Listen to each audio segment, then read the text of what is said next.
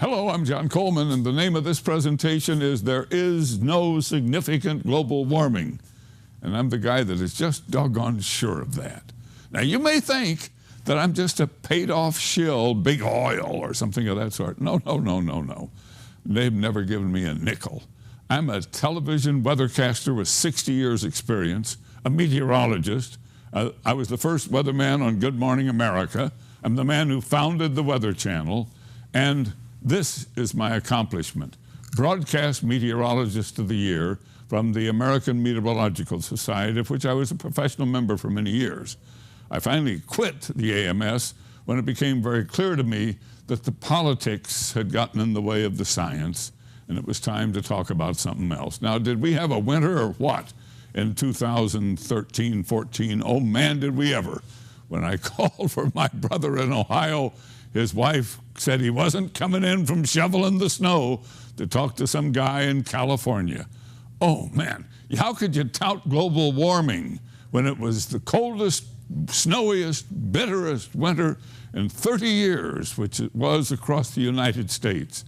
And it would take a lot of gall to put out a statement, as our NOAA, the National Oceanographic and Atmospheric Agency, did, claiming that it was 2013 was the warmest year. I mean, it's sheer silliness. It is manipulation of the data. Now look, let's get something clear right from the beginning. I love this planet Earth. I've been a citizen of this Earth now for darn near 80 years, and it's all I got.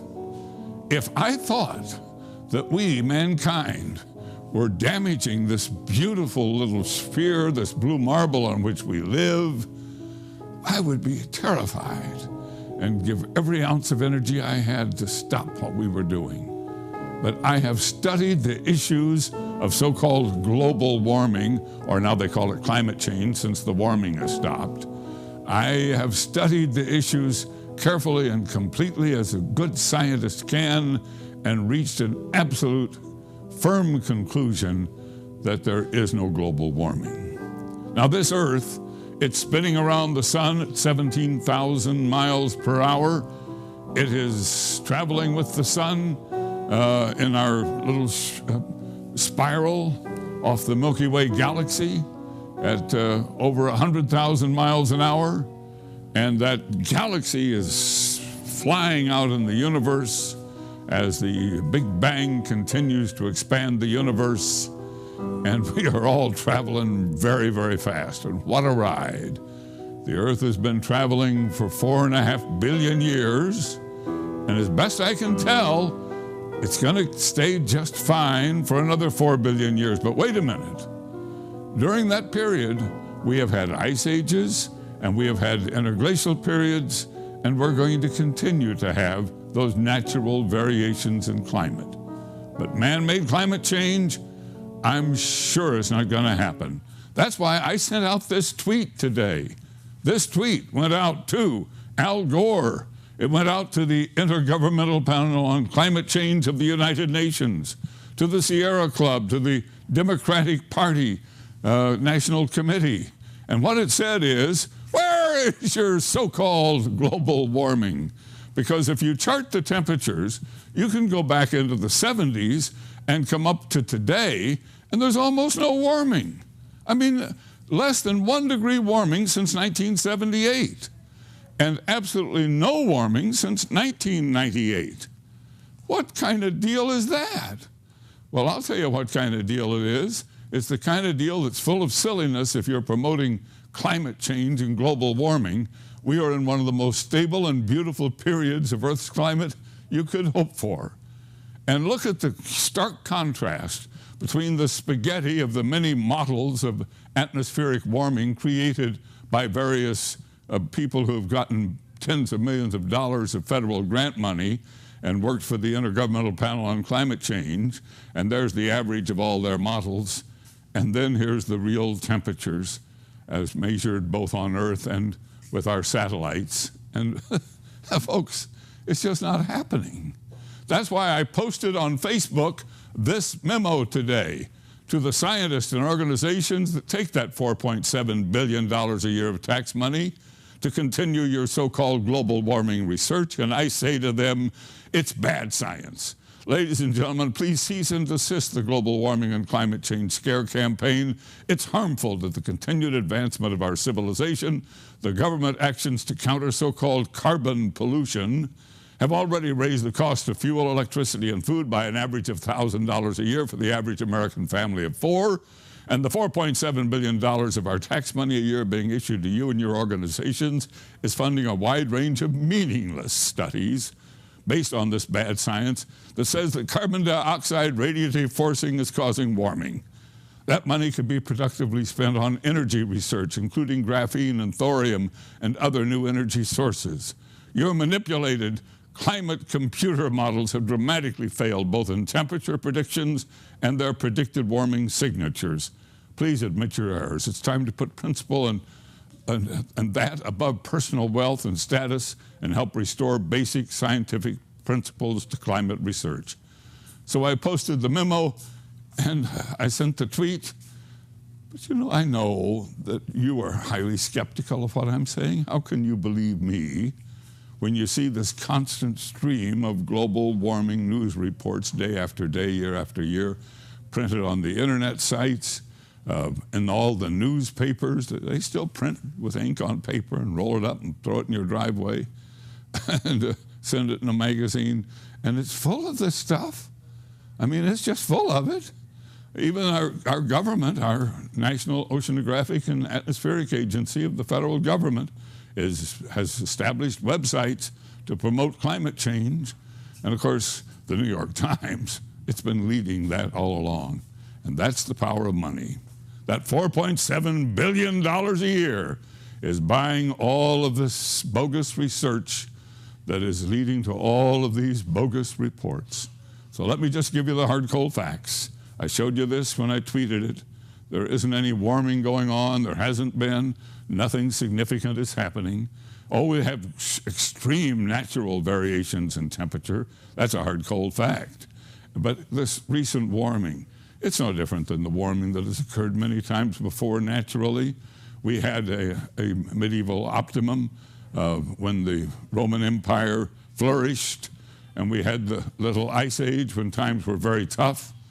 This little warming we have now, gosh, that's no big deal. That's just no big deal. Now, you want to talk about big deals. This is a hard, cold fact. From the ice cores, we have determined that we have vacillated on Earth between extreme ice ages and these beautiful interglacial periods of warming weather. And we live in the most recent of these interglacial periods. We've been in it for 12,000 years. Probably have another 10, 12,000 years to go before the next ice age comes on, naturally. And can we cope with that? Now, you hear about the ice melting at the North Pole. What ice melted at the North Pole? Well, it got pretty low in 2007, but this is the last bunch of years since we've had satellite observation. We've had it for about 35 years. And here's where the ice is now, and it's no big deal. And those polar bears, there are more polar bears living today than have been alive any time since we've been counting them. And they are living all around the North Pole in 19 populations. They're doing just fine. That's a hard, cold fact. How about the South Pole?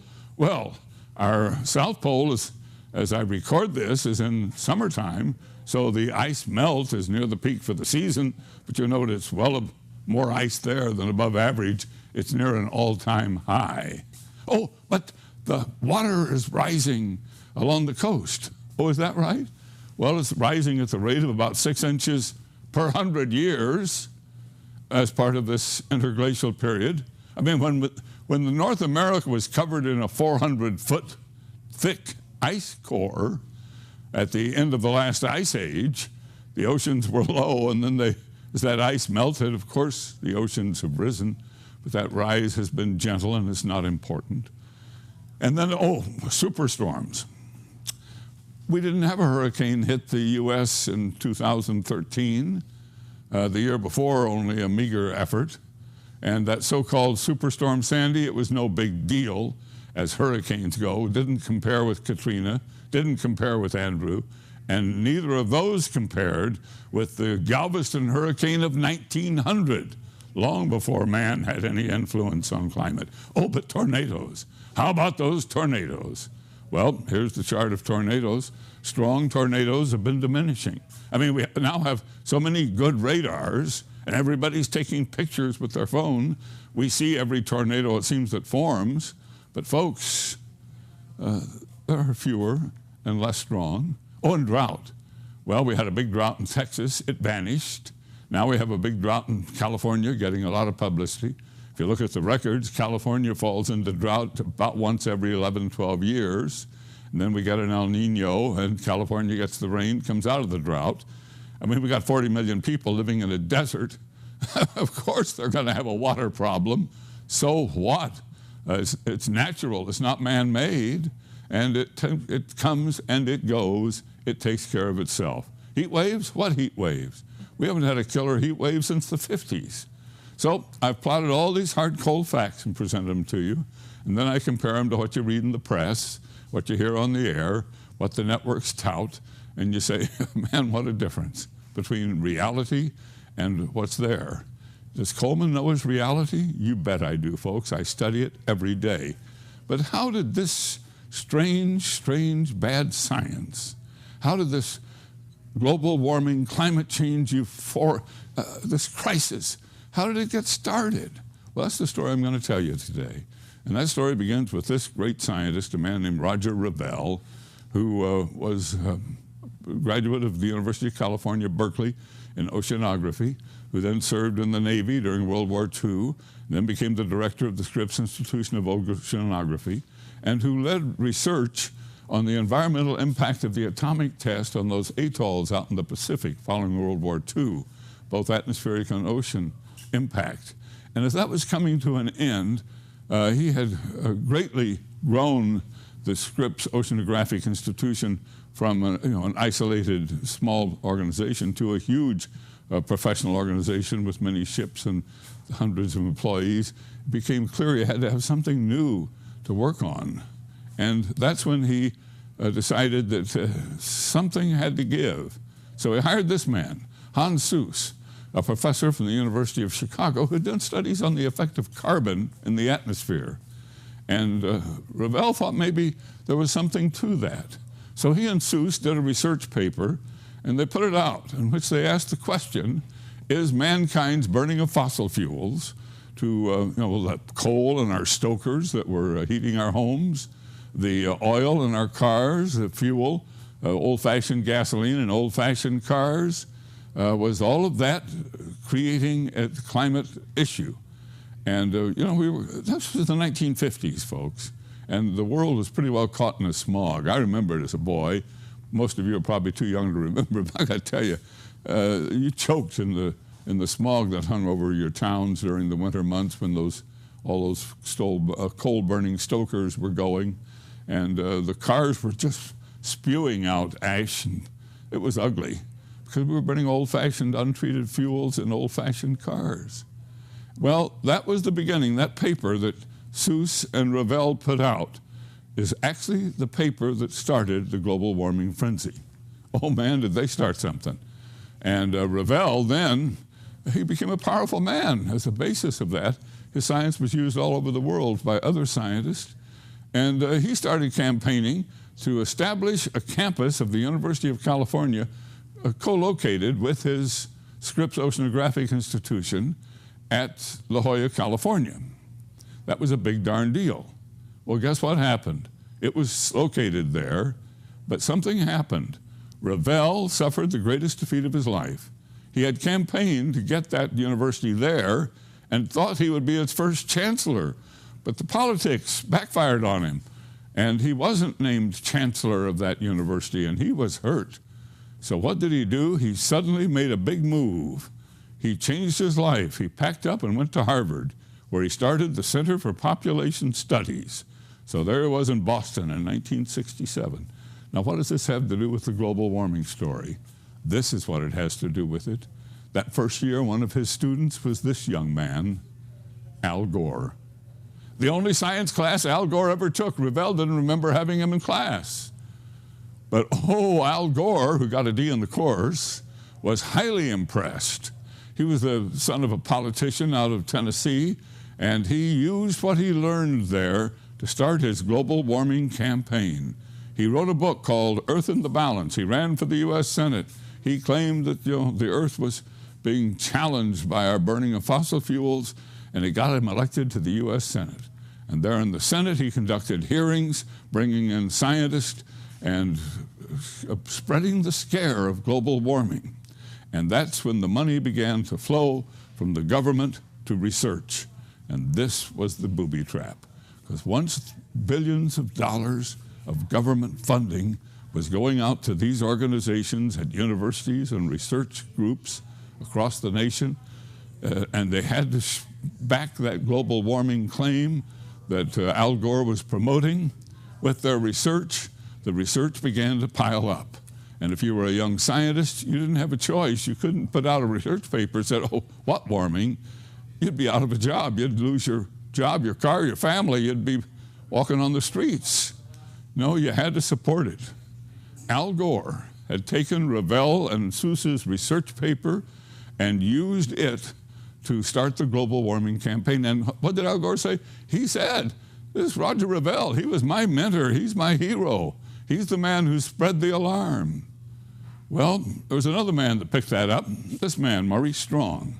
Maurice had become a bureaucrat at the United Nations, and in 1972 he had a conference in Stockholm on the environment, and his whole goal was one world government. And he used the impetus of that global warming scare at that Stockholm conference to start the initiative that set up the Intergovernmental Panel on Climate Change. So now we had the U.S. government and the United Nations both promoting climate change, and it all came from that Revell Seuss paper and the research that followed and the dollars that were now flowing, and man, it was underway big time. So the IPCC, it had scientists and bureaucrats and politicians from throughout the world. It had the World Wildlife Federation, the Sierra Club, all the environmentalists, and they all got together and they voted that global warming was for real. Well, I got to tell you something. You don't settle science by a vote. It's not a political issue. It's not a vote. It's science. But never mind. They put out their reports, and they spent a lot of time telling us how we were destroying planet Earth. And they had fancy meetings in tropical locations throughout the world. And the scientists who supported global warming got the paid vacation trips to these big meetings and got to write these books and have their names and their careers. And man, it was a big deal. And what did Al Gore do?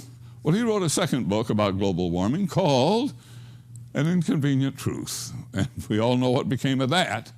His liberal friends in Hollywood turned that into a documentary, a sci-fi documentary, I might add, all about global warming. And they voted themselves an Oscar, Best Documentary Film of the Year in 2007. And then they turned around and Al Gore stood by the IPCC president and they got the Nobel Peace Prize, all for scaring us about global warming. So Gore's movie, An Inconvenient Truth, became an absolute mainstay in American schools. How many times did you see it when you were going to school? Over and over and over again. And the global warming frenzy had truly reached its peak when all of that happened. Well, what happened with this man, Roger Revell, who had started it all, the great scientist? Well, he had kind of lost interest in this population study center at Harvard and missed San Diego, I guess, and the beautiful Southern California climate.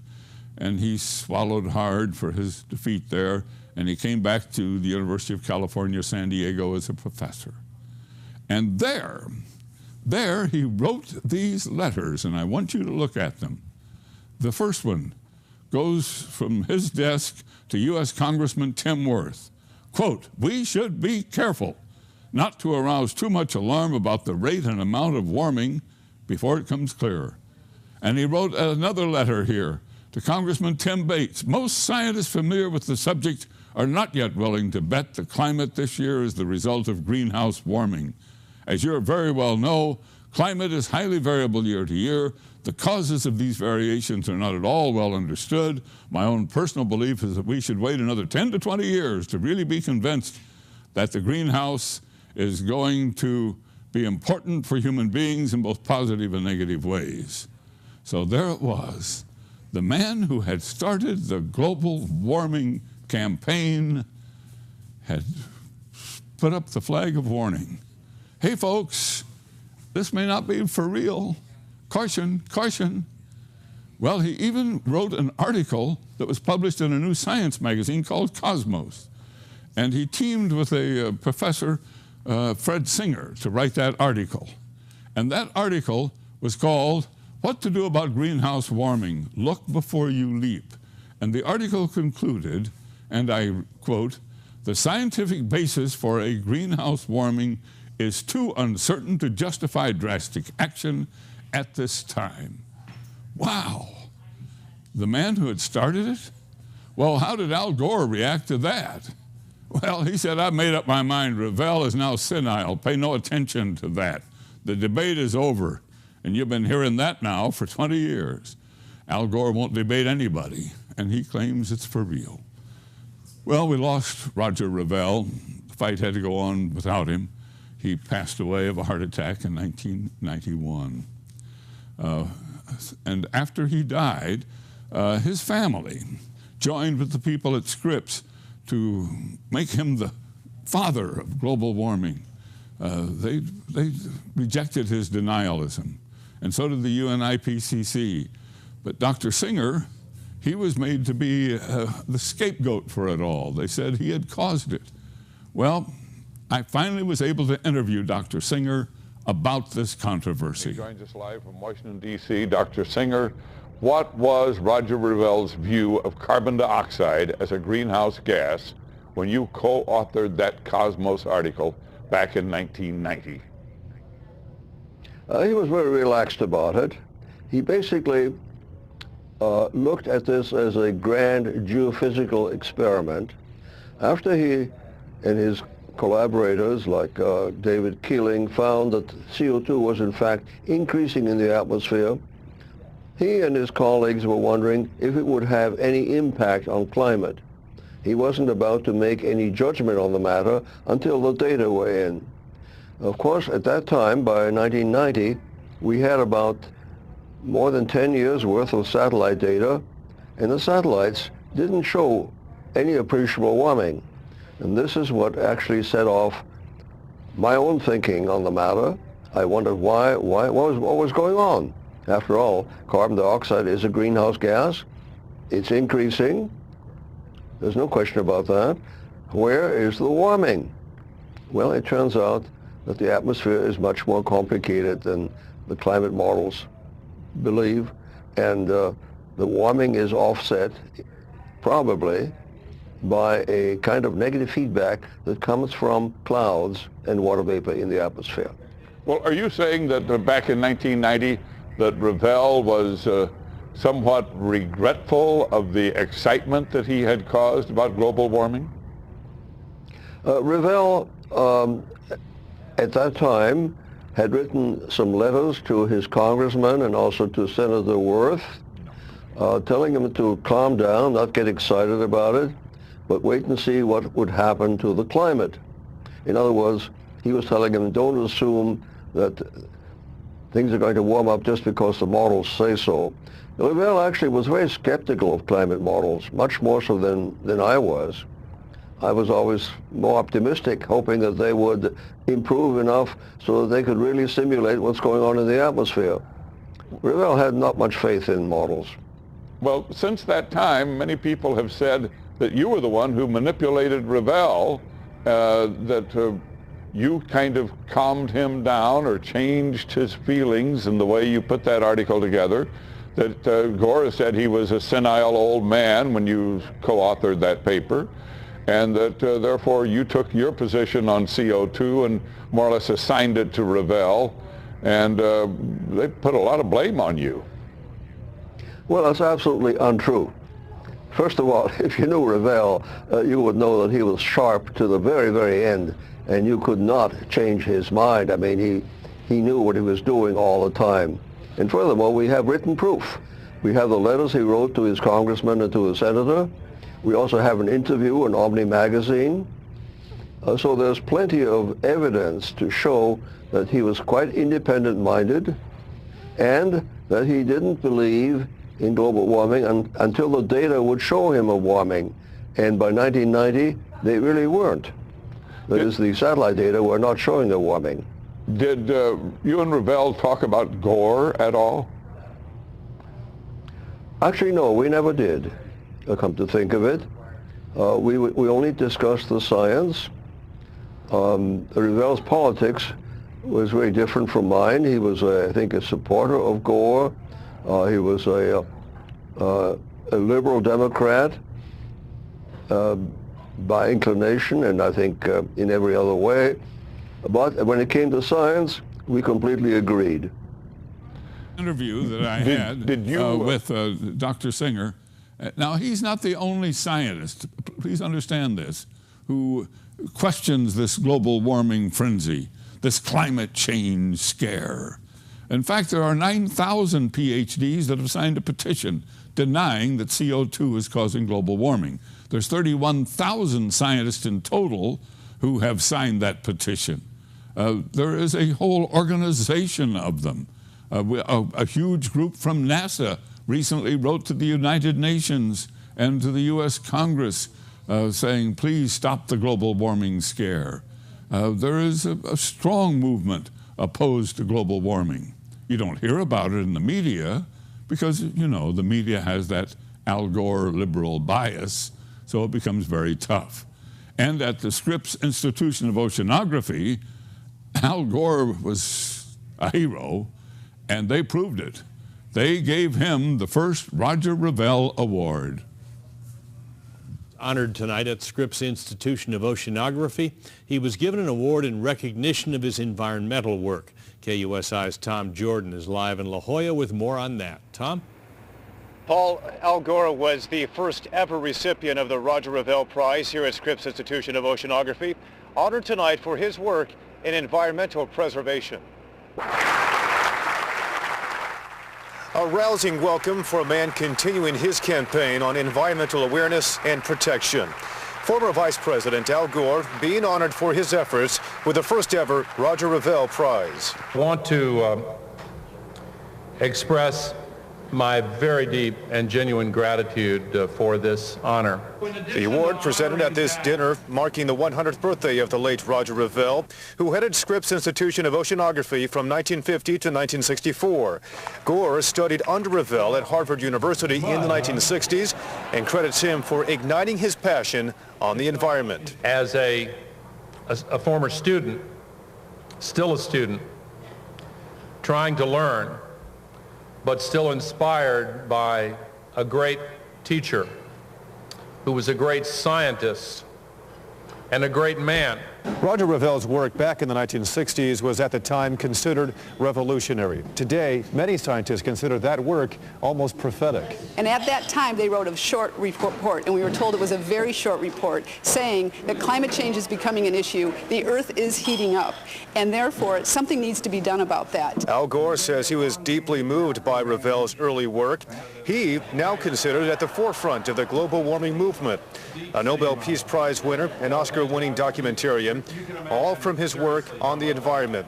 Now he adds a new distinguished and personal honor to that list. I am deeply, deeply grateful.